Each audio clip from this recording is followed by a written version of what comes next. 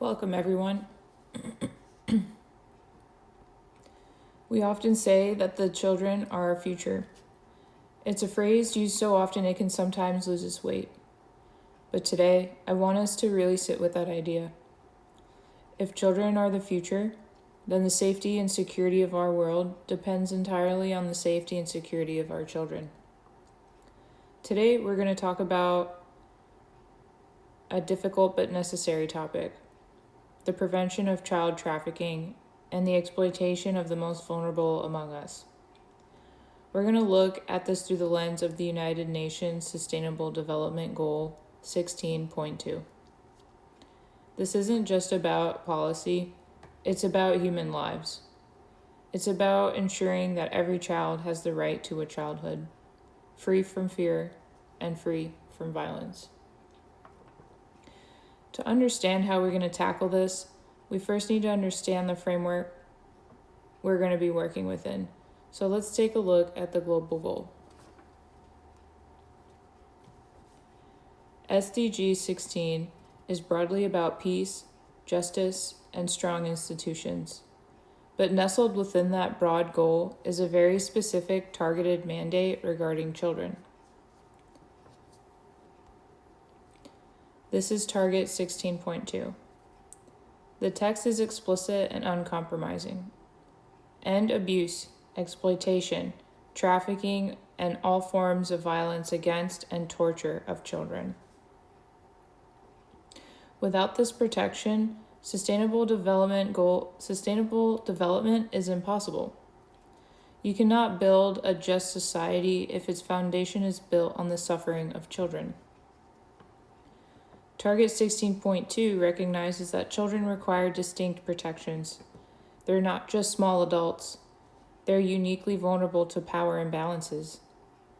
When we talk about strong institutions, police, courts, schools, SDG 16.2 asks us, are these institutions strong enough to protect a child who has no voice? Are they strong enough to prosecute a trafficker that has money and power? This target demands that the answer be yes.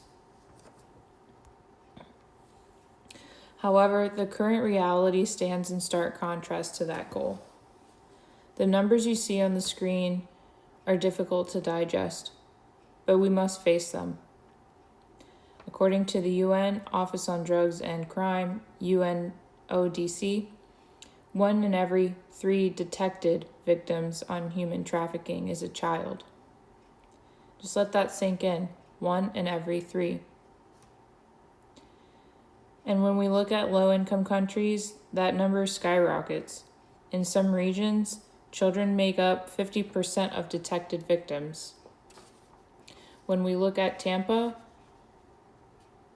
number 3 rated in the entire world.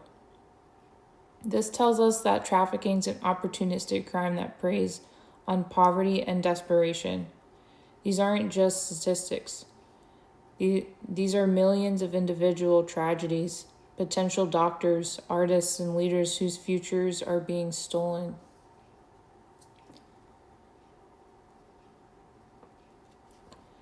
Trafficking manifests in many ugly forms. It's a chameleon crime that adapts to demand.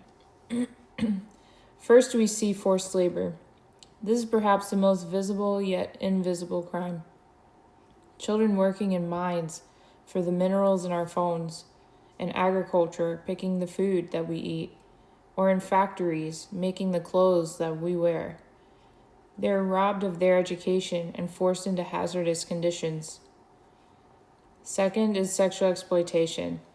This is a pervasive and horrific crime, often operating in the shadows or increasingly moving online.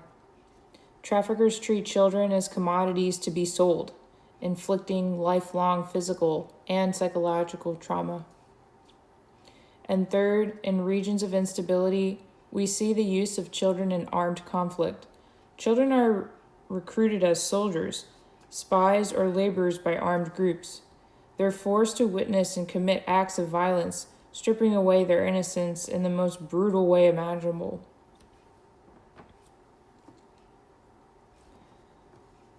So we have to ask ourselves, why does this happen? Trafficking isn't just a one-off thing. It's happening all the time, and it thrives in conditions created by broader underlying social issues and systemic failure. The primary drive: poverty. When a family can't afford to feed their children, they become vulnerable to the lies of traffickers who promise an education and good jobs in the city. It's a manipulation of hope. We also see a lack of education. A child out of school is a child at risk. Schools provide a physical safe haven and the knowledge to recognize danger. And finally, we see crisis and discrimination. In conflict zones or during mass migration, unaccompanied children are prime targets. Furthermore, marginalized groups, whether due to gender, ethnicity, or disability, often lack the legal protections afforded to others, making them invisible to the justice system. So, how do we stop it? We move now from the problem to the solution. The first line of defense is education. Education acts as a shield. We need to teach children their rights. A child who knows that no one has the right to touch them or force them to work is a child who's harder to deceive.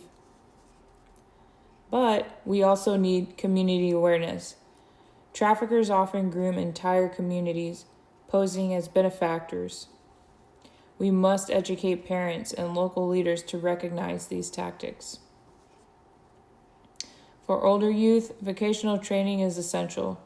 By providing economic alternatives and legitimate job skills, we reduce the desperation that drives youth into the arms of the traffickers.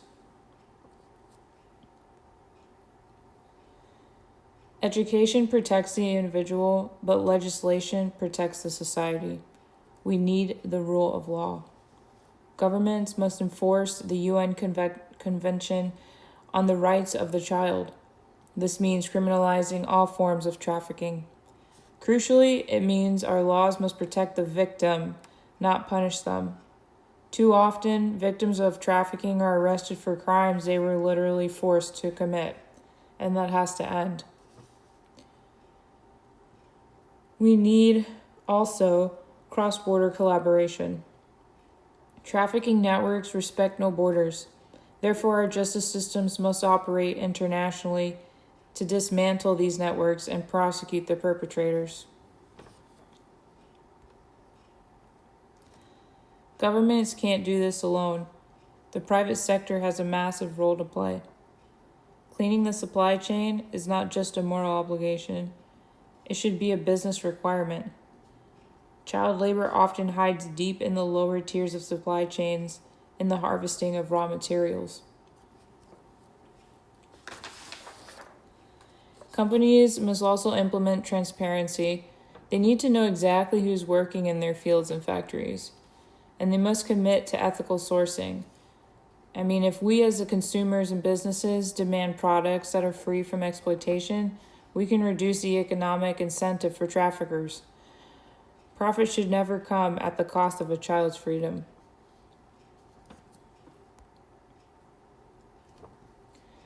In our modern world, technology is a double-edged sword. While traffickers use the internet to recruit, we can use it to fight back.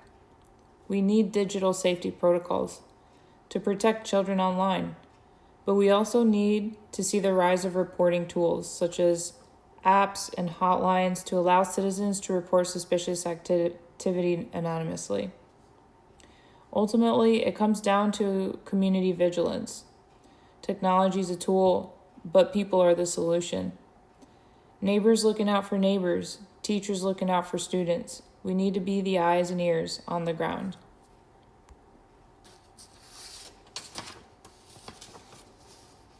One of the eyes and ears are churches. Some of the churches here in Tampa are listed on the screen. One of them is Bridging Freedom. The other one is One More Child, 24/7 mobile anti-trafficking teams. Another good section is Restoration and Ministry. One of them is called Created Women, and the other, Cella Freedom. These are partners you can reach out to. The church has a huge role. It's a great place to go for safety. It plays a major role in the protection and safety for our victims. Many organizations, like the ones listed before, can provide a safe haven for anyone experiencing abuse. These organizations are created to help the community, so don't hesitate to reach out to any of them.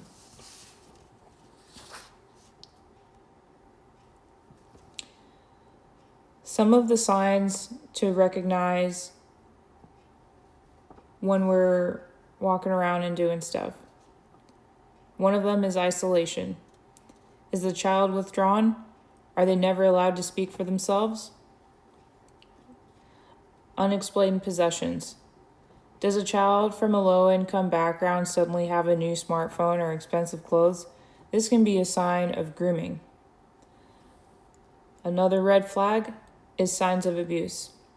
If you see physical injuries or the child is exhausted, that's a red flag. Another red flag is inconsistency. Does their story change? Do they seem unsure of where they live? If it feels wrong, it often is. And that brings us to our final point, taking action. Awareness is the first step, but action is the destination. If you suspect something, say something. In the U.S., the National Human Trafficking Hotline is 1-888-373-7888. Globally, you can contact local authorities or the UNODC chapters. But more importantly, you can save this number and share it with your friends and family. Achieving SDG 16.2 isn't just up to the UN, the government, or the churches. It's up to us.